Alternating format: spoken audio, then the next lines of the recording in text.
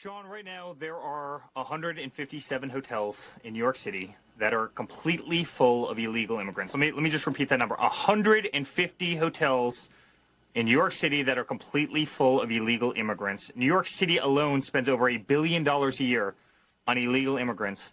And then you see these pictures of husbands and wives and children who have lost everything. Their homes have floated down rivers.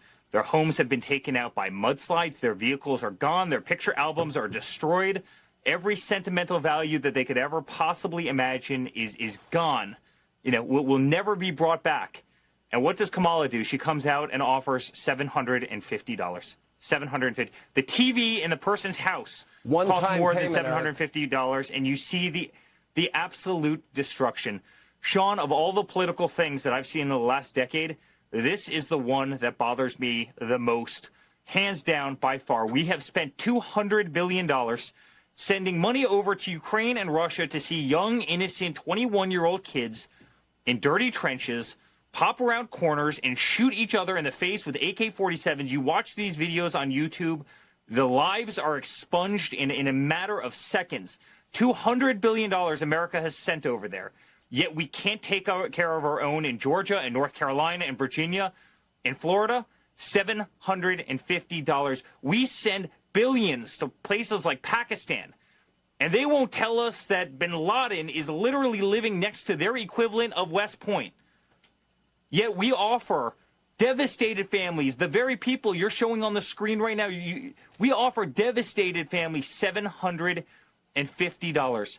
Sean, this is the worst administration in the history of the country. These aren't serious people. Frankly, I think they're cruel people. The way they put Americans last is absolutely cruel, and I hope every single person going to the polls on November 5th and before in early voting will remember exactly who these people are.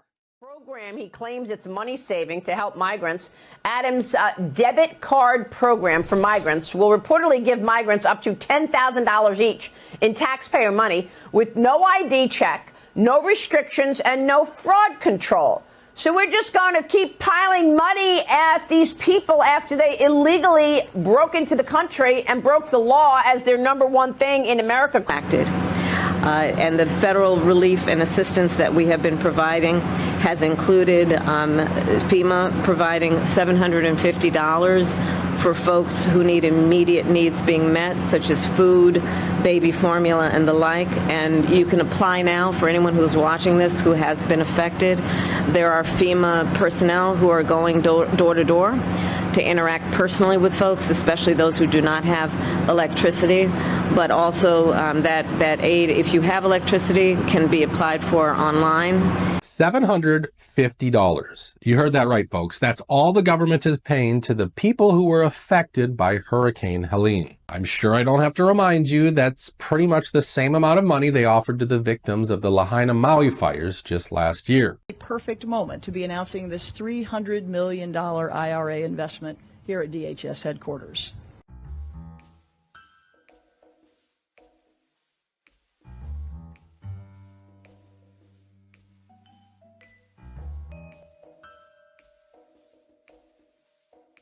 FEMA also authorized one-time payments of $700 per household to folks who've been displaced so they can do the immediate things of just taking care of medications and prescriptions that they so badly need.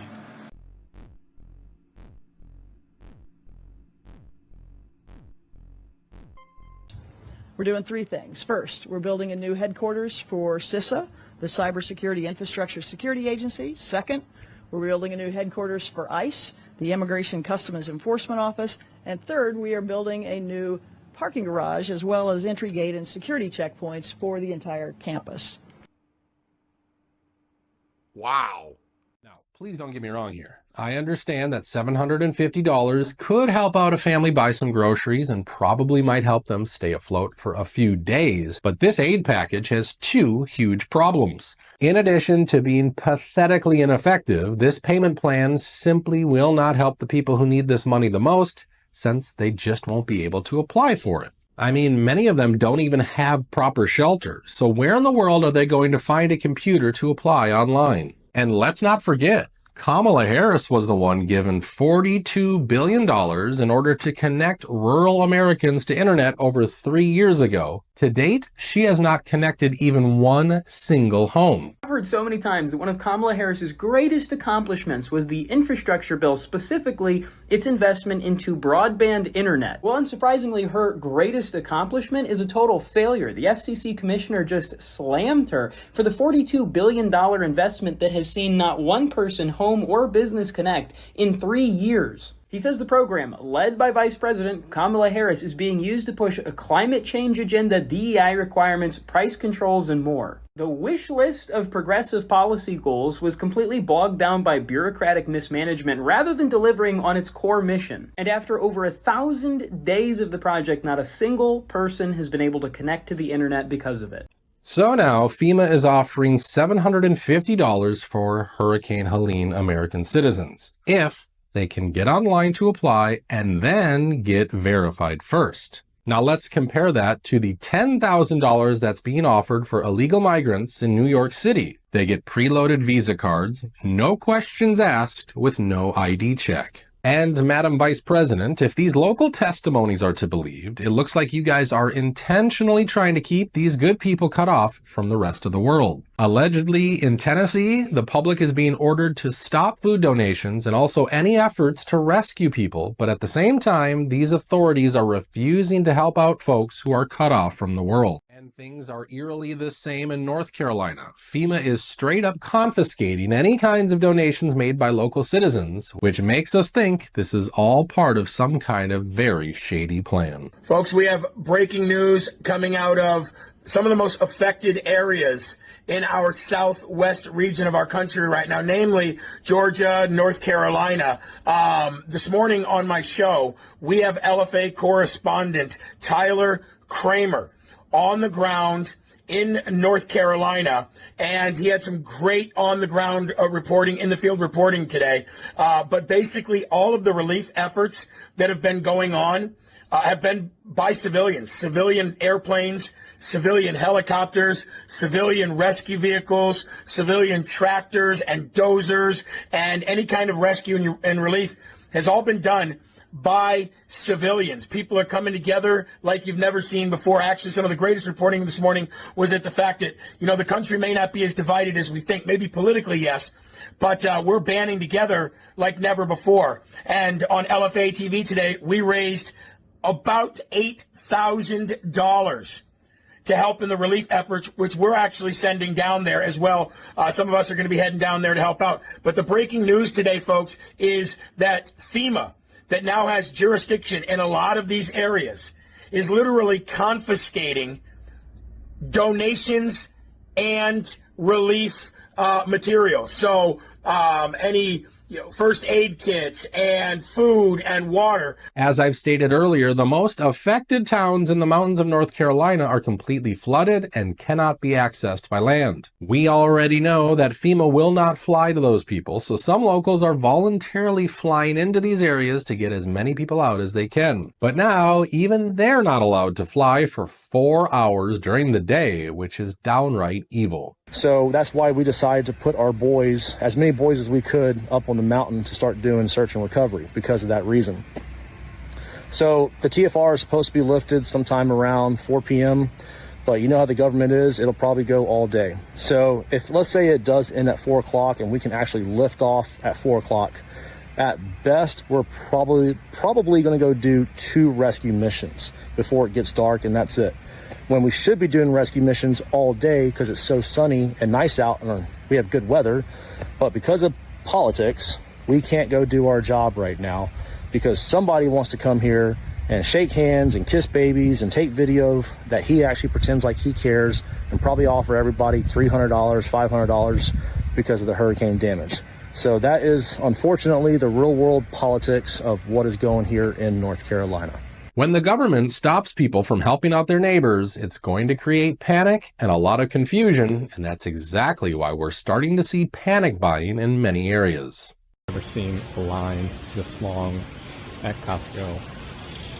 It's freaking massive. Something's going on. when I look at it. And it even snakes all the way from over there, back there, around here.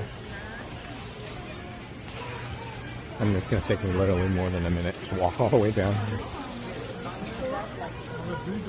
And as if things weren't looking fishy enough, we're now starting to see a social media purge as well, where anyone who questions the strangeness of this situation is very likely going to get blocked on major platforms. For instance, just check out this video, which was going viral a couple of days ago. Update from Western North Carolina and our Helene Help operations.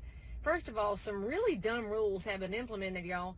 One of our big shelters and distribution centers, the health department told the refugees, those that are stranded, who've lost everything, that they could not use the shelter showers without flip-flops.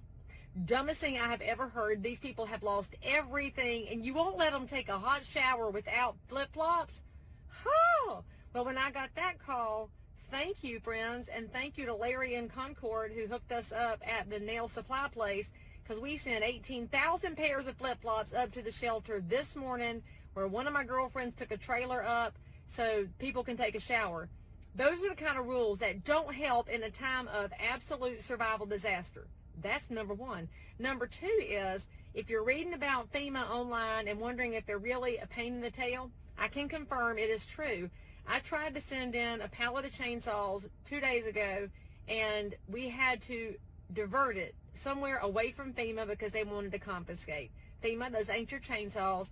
Our mountain people are much better with them than y'all are, although I'm sure there's some very fine people that work for FEMA. I'm talking about the organization. But those saws need to be in the hands of the guys on ATVs down in the holler and up on these trees where there are blocked roads where we can get access to our neighbors who are still stranded. This is not a one-time little 5-minute storm. There are people that we have not gotten to yet, and we want to get to them. That's why those chainsaws are up there. So fine, we're going to go around you, FEMA, and don't try to get in the way of North Carolina mountain people when we are trying to take care of each other.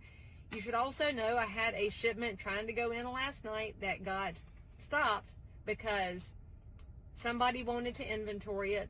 So we diverted that one elsewhere to get it into the hands of an apartment complex of seniors that had been neglected. So thank you to the friend of mine who alerted me to that complex, and to the other friend who took this load up. And by the way, got to spend the night at the apartment of somebody who was just willing to help out. The biggest thing you have to know here is that neighbors are looking after neighbors, and when FEMA's in the way, don't think you're going to stop us, because that's basically like a Satan roadblock, and God will find a way because God always wins. The other thing I want y'all to know is that we do have support from all over the country.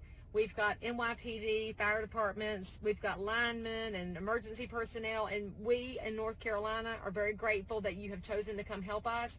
So thank you to them, but boo to the government agencies that want to get in the way. And by the way, got to add one more thing. The announcement today that this little tiny piddling amount of money is going to go to people impacted by this storm. Are you kidding me? I told y'all before, you cannot eat money or drink money. Why are we not seeing massive supply drops come in? And I mean massive. The government is run by my taxpayer dollars and your taxpayer dollars. They are a net consumer, not a producer. So whatever they're throwing out there comes from me. As a taxpaying citizen, DC, quit trying to buy us off, because you can't buy us for $750 anyway. How about you send in the water we need, send in some ATVs, send in some more chainsaws and fuel, and let us take care of our people and get out of the way, because Western North Carolina is going to pull through this, whether you get in our way or not.